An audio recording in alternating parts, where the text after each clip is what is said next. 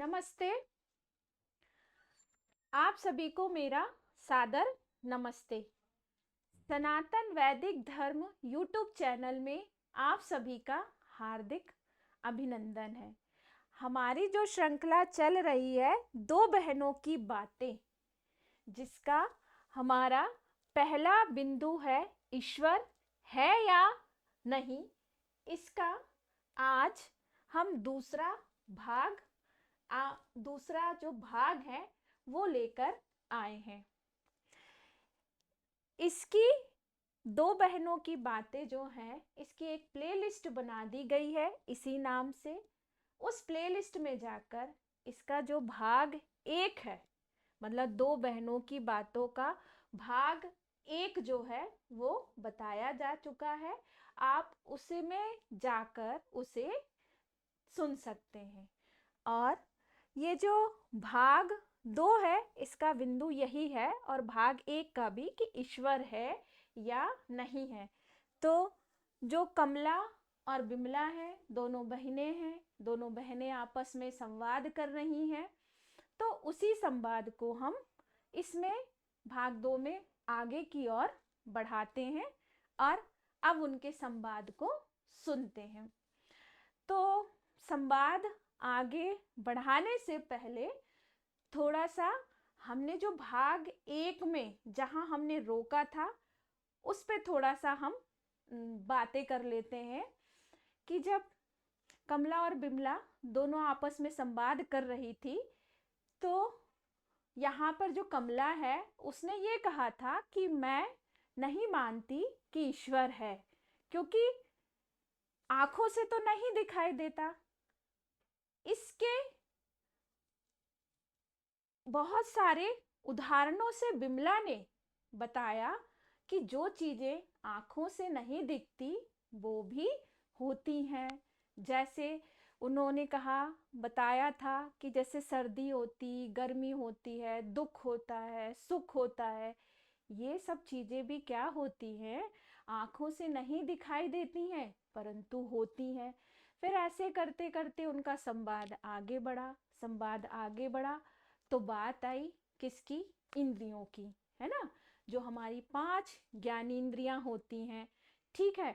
तो यहाँ पर कमला का कहना था कि आंख किसका काम करती है? आंख देखने का काम करती है। कान किसका करेंगे? सुनने का। ठीक है ना। नाक किसका करेगी? सूंघने का।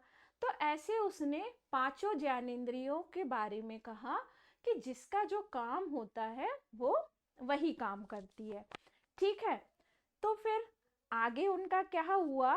तब बिमला ने कहा कि ठीक है, और कमला यह कह रही थी कि जिस इंद्रिय का जो विषय था उससे उसका ज्ञान ही प्राप्त किया जाता है। और उसका यह कहना था कि ईश्वर को किसी भी इंद्रियों से नहीं जाना जाता, तो उसे कैसे मान लें।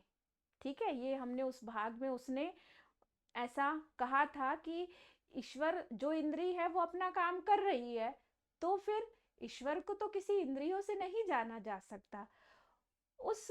उसमें बिमला उसको समझाते हुए कहती है कि पहले तो तुमने ये पक्ष रखा था कि ईश्वर दिखाई नहीं देता, इसीलिए वह नहीं है, परंतु अब तुम इस बात को बदल दी है। मतलब वो ये मान गई थी कि जो चीजें आंखों से नहीं दिखती वह होती है।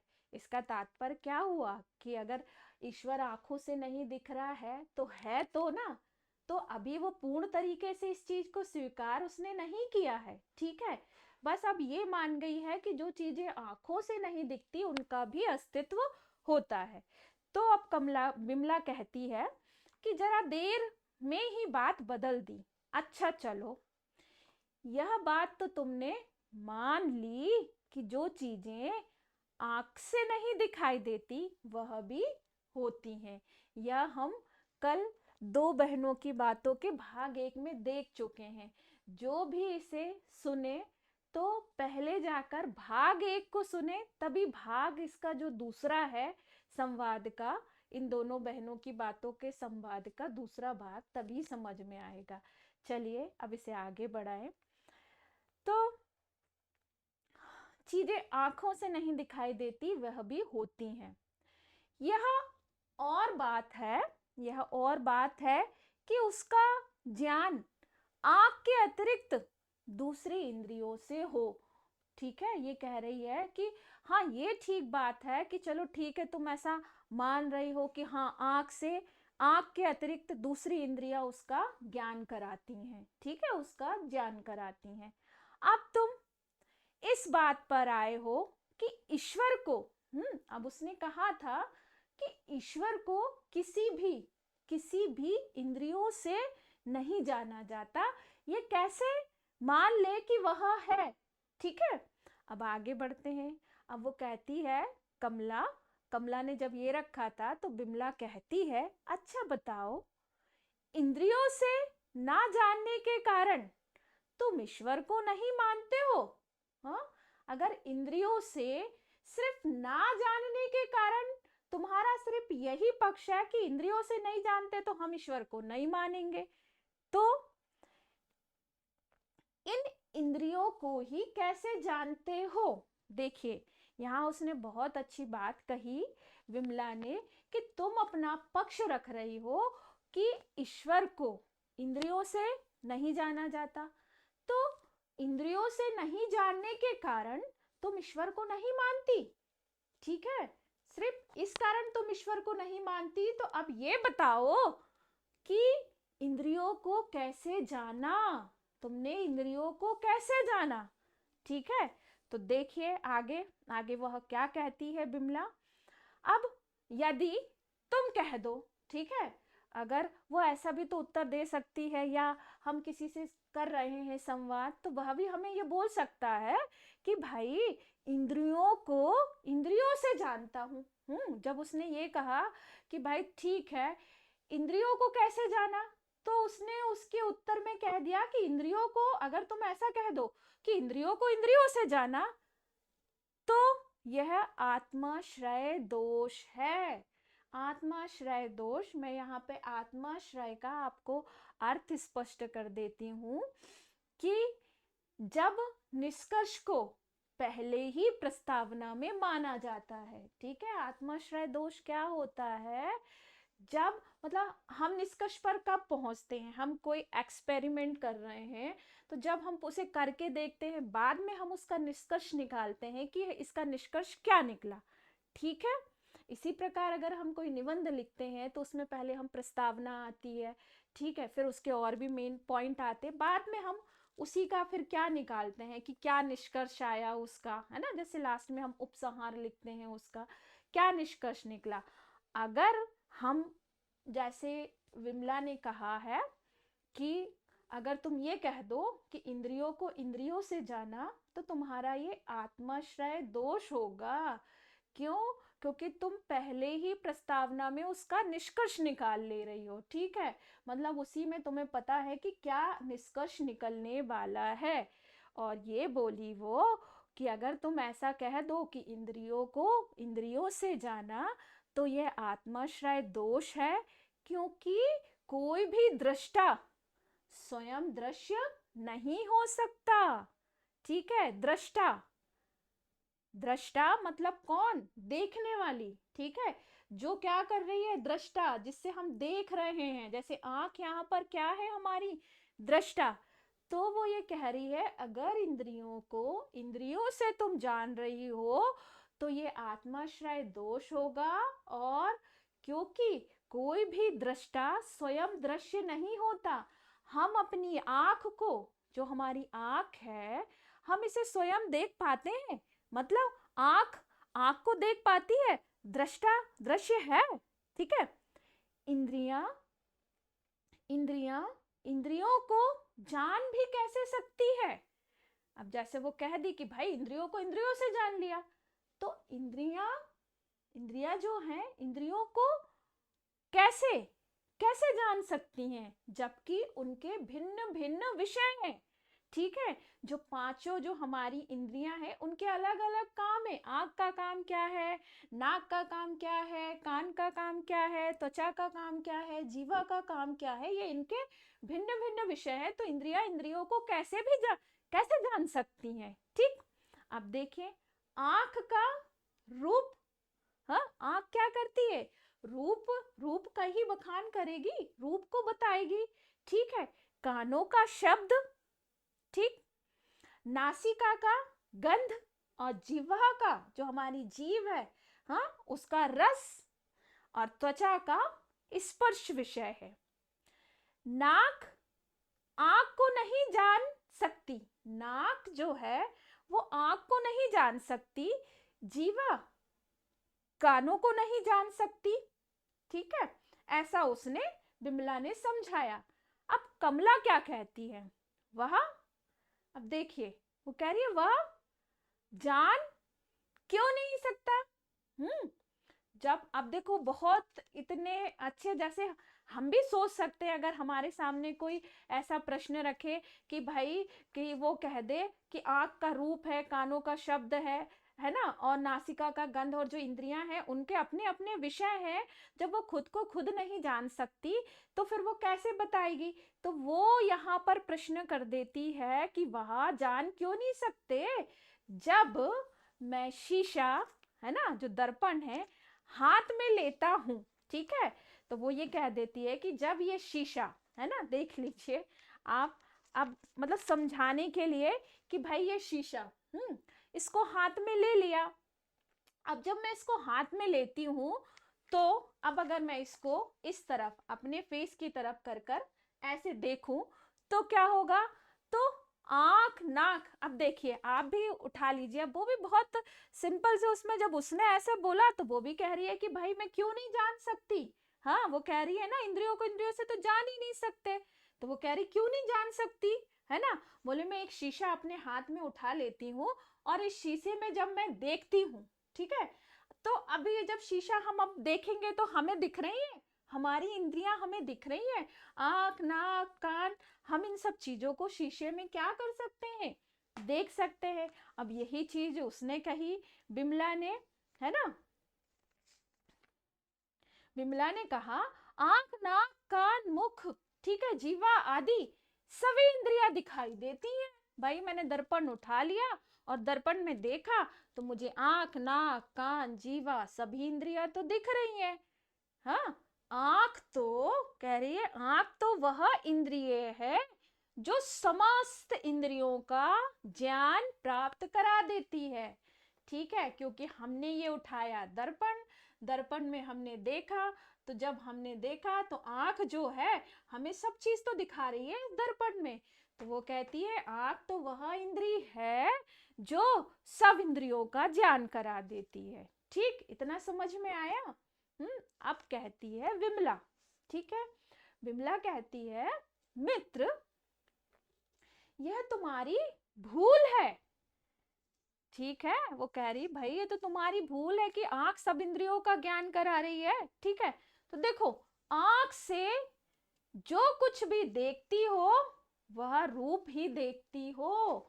आंखें, जो हमारी आंखें हैं, वो हमें क्या दिखा रही हैं, बोले आंख से तुम जो कुछ भी देख रही हो वो सिर्फ रूप देख रही हो।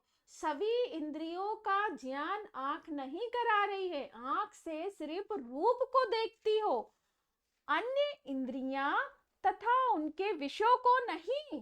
अन्य इंद्रियां और उनके विषयों को नहीं। जैसे नाक का क्या है, सूंघने का, तो जब वो दर्पण में देख रही है, आंख सिर्फ क्या दिखा रही है, आंख सिर्फ रूप दिखा रही है, उनके विषय बिल्कुल भी नहीं। समझिए इस चीज को, आंख सिर्फ रूप दिखा रही है, उनके विषय नहीं। विषय अर्थात नाक जो ग्रहण शक्ति है उसकी, सूंघने की, कानों के किसकी, सुनने की। ठीक है, ये उनके विषय बिल्कुल नहीं दिखा रही है, सिर्फ रूप दिखा रही है। ठीक है, आगे सुने, शीशे के द्वारा इंद्रियां कहाँ दिखाई देती है, वो कह रही है कमला। ठीक है, कि ये शीशा उठाओ और इसमें इंद्रियों का जो ज्ञान है वो तो करा देती है आंख, परंतु बिमला का कहना है कि शीशे के द्वारा इंद्रियां कहाँ दिखाई देती हैं?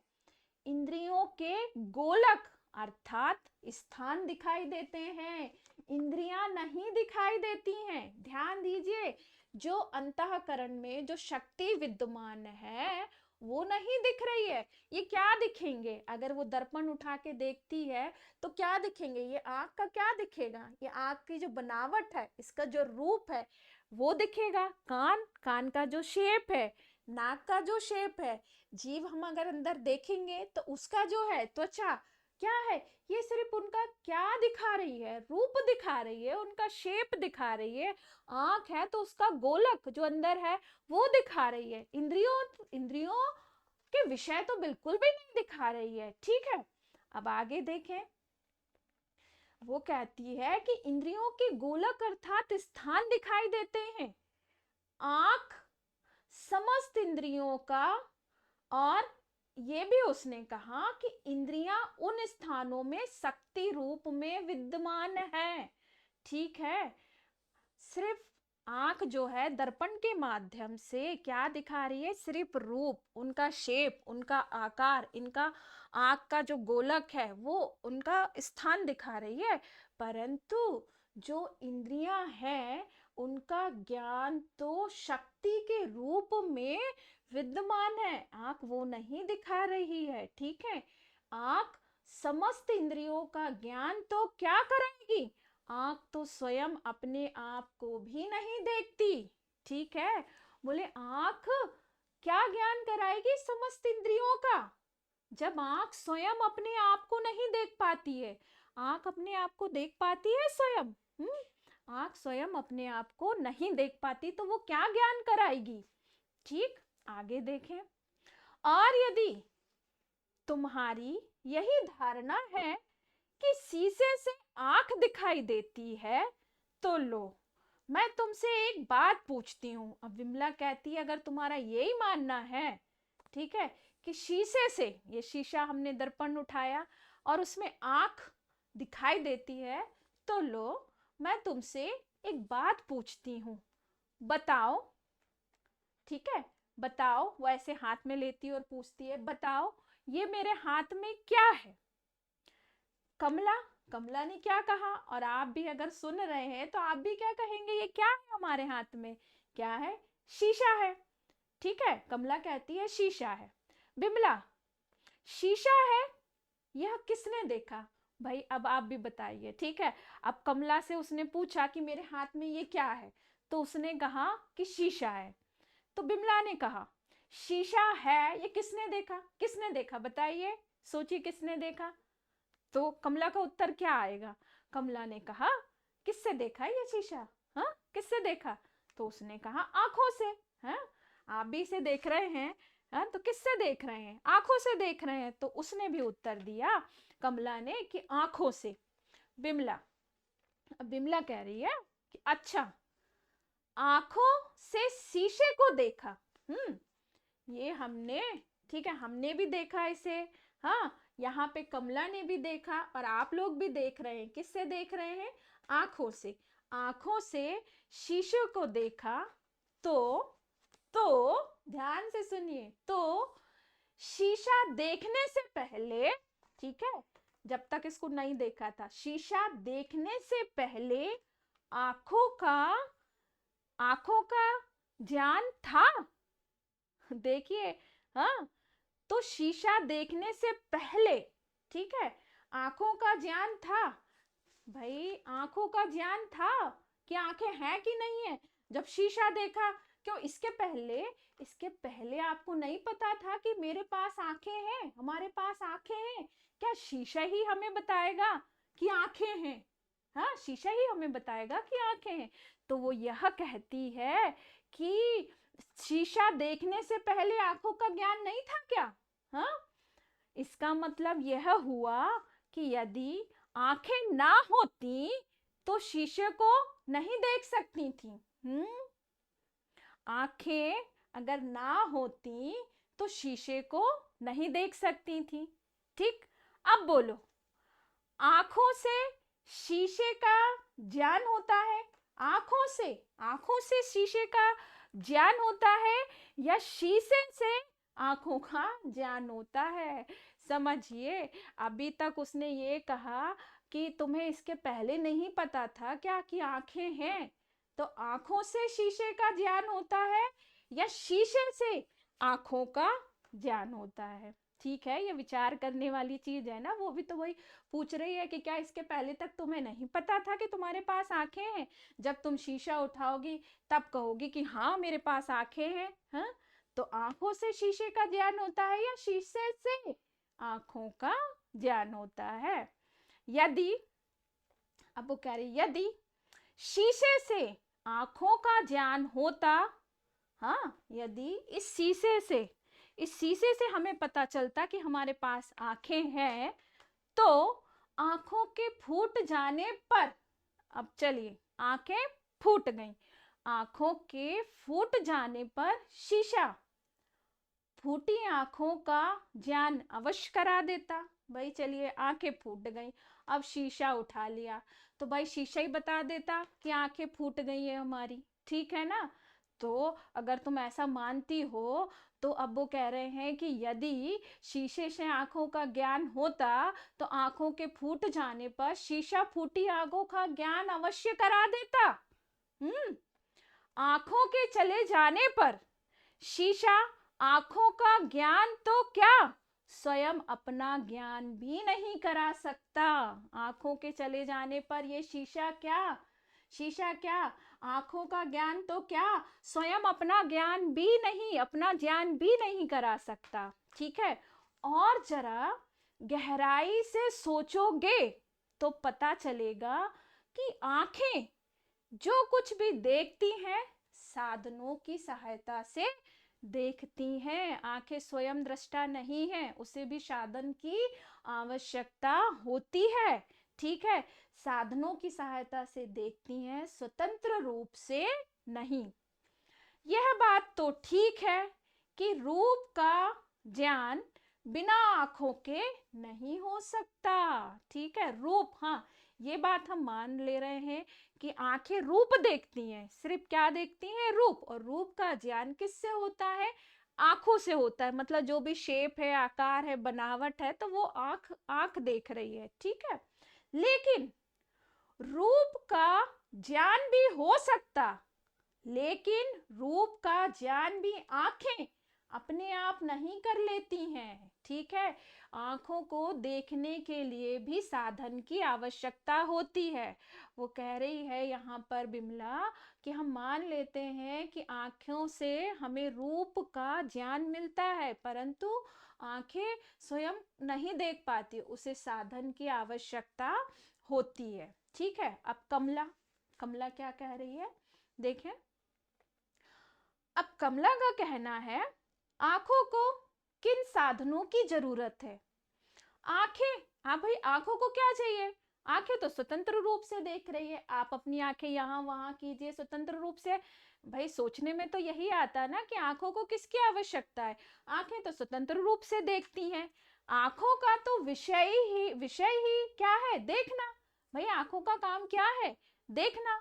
जरा बताओ कि आंखें स्वतंत्र रूप से क्यों नहीं देखती? भैया वो प्रश्न कर रही है कमला कि तुम ही बताओ कि आंखें स्वतंत्र रूप से क्यों नहीं देखती। ठीक है, तो देखें अपन आगे। बिमला, अच्छा सुनो, मैं इस समय सारी चीजों को देख रहा हूं। बिमला कहती है कि अच्छा सुनो, मैं इस समय सारी चीजों को देख रहा हूं, लेकिन अगर इस समय घोर अंधकार हो जाए, ठीक है, वो कह रहा ठीक है, अभी आप भी देखो, लाइट है, प्रकाश है, आप भी सारी चीजों को देख पा रहे हैं। जैसे ही लाइट गई, अंधकार हो गया, घोर अंधकार हो गया, तो मैं ये सारी चीजें देख सकूंगी या नहीं?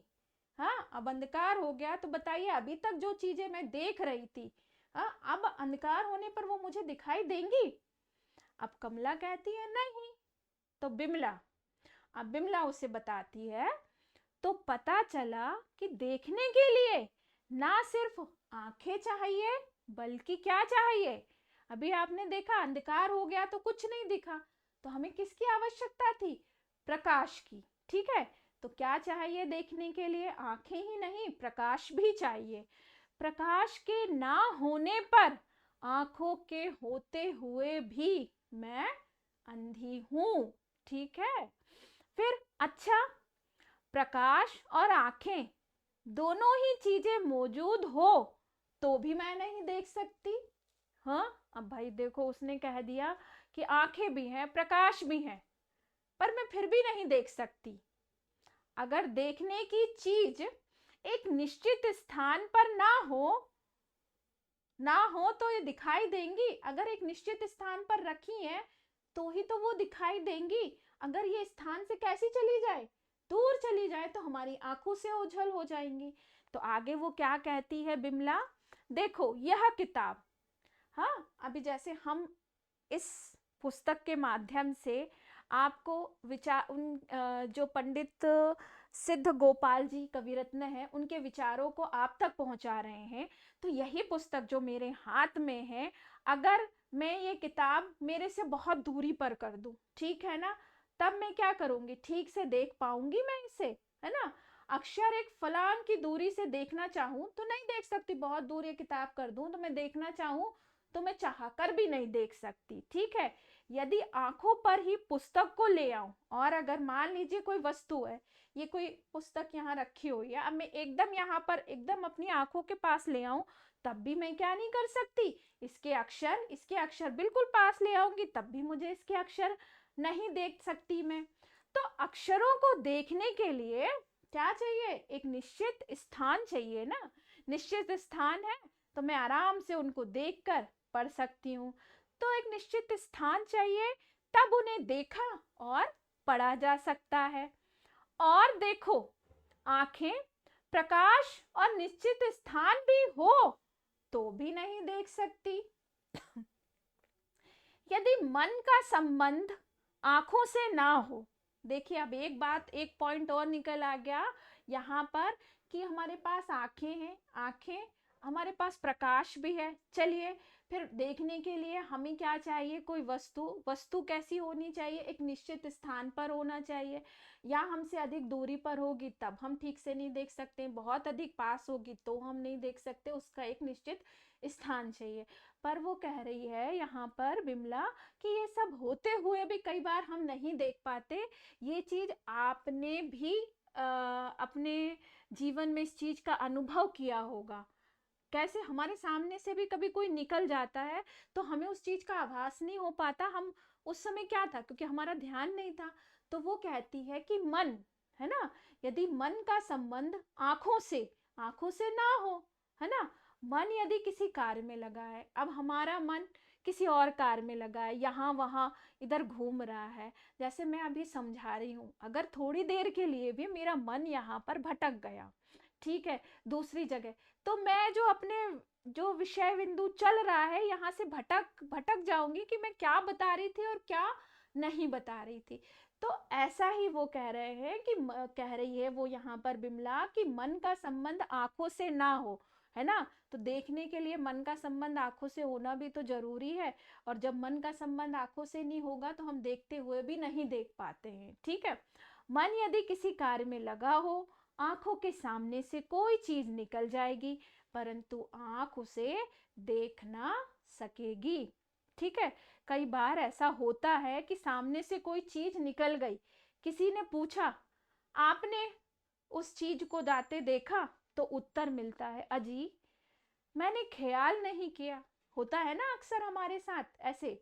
अब तुम समझ गए होंगे कि देखने के लिए कितने साधन हैं, और अब आप भी समझ गए होंगे कि देखने के लिए सिर्फ आंख ही दृष्टा नहीं है, देखने के लिए आंखों को कितने साधनों की आवश्यकता होती है। कमला, तुम्हारे इन तमाम बातों के कहने का मतलब क्या है? अब कमला कह रही है कि भाई तुम ये सब मुझे इतना बता रही हो, तो इन सब बातों के कहने का तुम्हारा तात्पर्य क्या है? तो बिमला कहती है, अब भी नहीं समझी, है ना, अब आप भी समझ गए होंगे ये इतना सब कुछ सुनने के बाद। तो बिमला भी कह रही है कमला से कि अब भी नहीं समझी, मतलब ये हुआ कि अगर ईश्वर को इंद्रियों से नहीं जान सकते, अगर तुम कह रही हो ना कि ईश्वर को इंद्रियों से नहीं जान सकते, तो इंद्रियों को भी इंद्रियों से नहीं जान सकते। इतना सब समझाने का तात्पर्य यही था। जैसे उसने कहा ना कि भाई आंखों को तो मैं आंख इंद्रियों के द्वारा सब इंद्रियों को जान सकती हूँ, तो जब तुम किसी ईश्वर को नहीं जान सकते इंद्रियों से, तो इंद्रियों को भी इंद्रियों से नहीं जान सकते।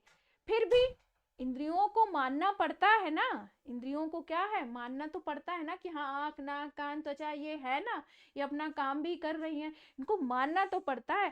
फिर ईश्वर को मानने में ही शंका क्यों, फिर हमारे मन में ये शंका संदेह क्यों पैदा होता है कि ईश्वर नहीं है। ठीक है, चलिए आगे संवाद को बढ़ाएं।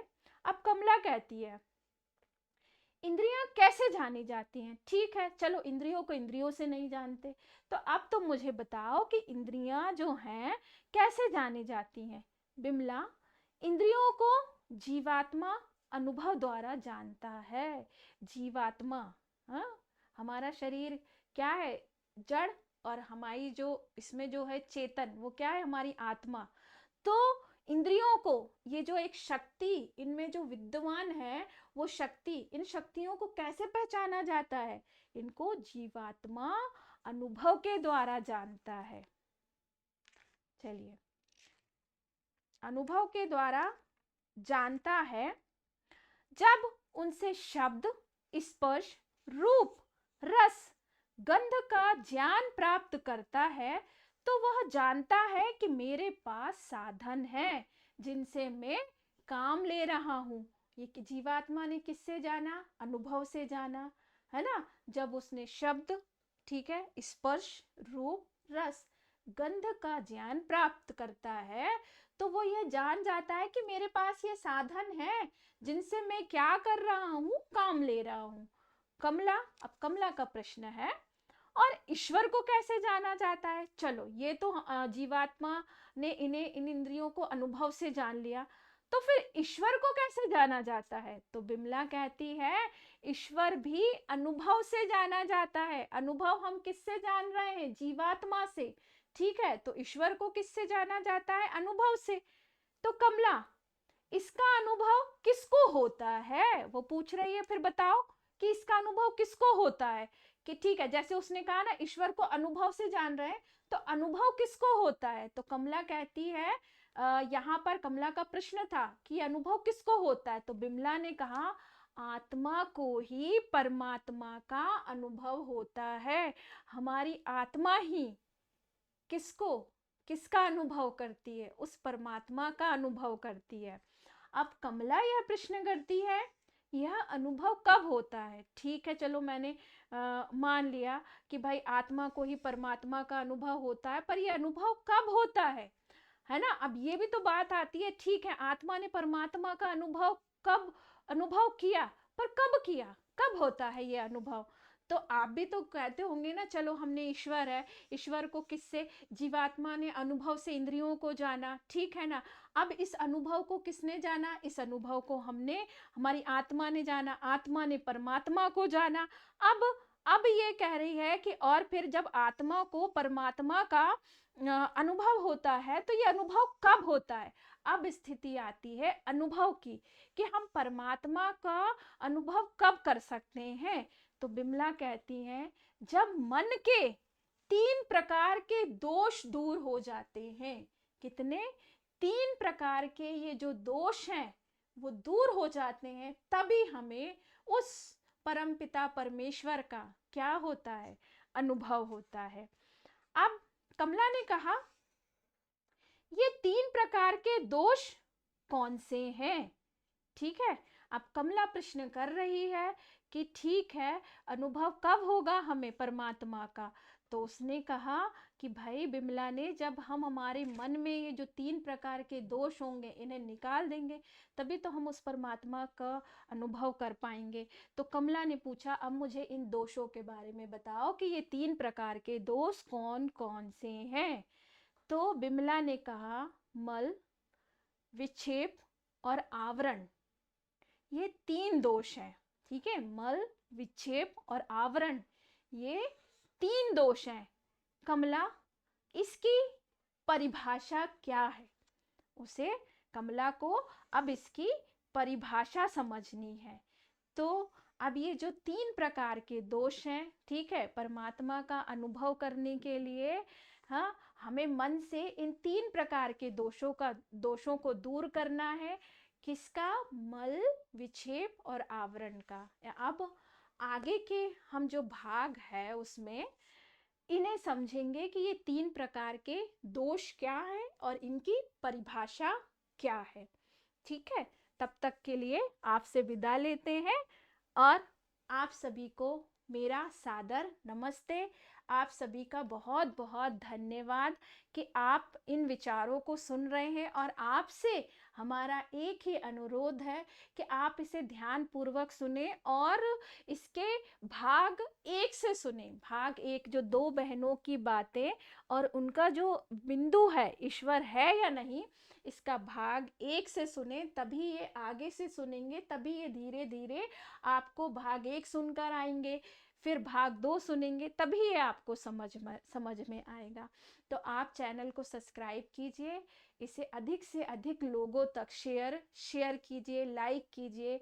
ये हम वैदिक धर्म के स्वरूप को हमें जन जन तक पहुंचाना है।